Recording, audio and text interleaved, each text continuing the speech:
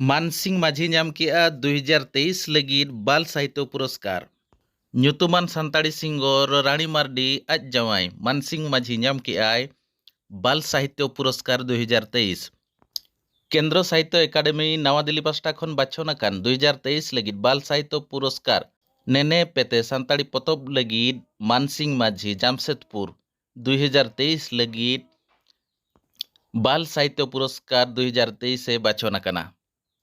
1963 रे जन्म लेन पटका कच्चा राजनगर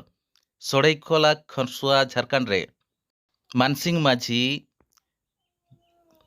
सानताड़ी फिल्म एल्बम जगत रे आयमा गान अनले ओलाकात बिदल रे मोणे गोटांग सानताड़ी पतब ताय छापा सदर आकना जहां दो आयमा गान होर ठेन सेटर काते आयमा होर को सरहावा का आड़ी बेस को कुसिया कादा और नेस लगिद नेने पेते जहां सानताड़ पतब ताय ताहें कना ओना लगिद बाल साहित्य पुरस्कार बांगमा शिशु साहेद सिर्फ 2023 लगिद ए बाछन आकना आयमा गान फिल्म करे अनल साउते डायरेक्शन प्रोड्यूसर को ताहें आकान बिदल रे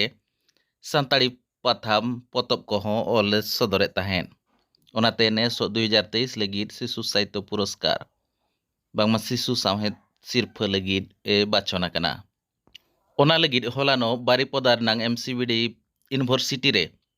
जुआन अनलिया गांवता पास्टा खन मानसिंह माझी के को सारहाव को चाल दिया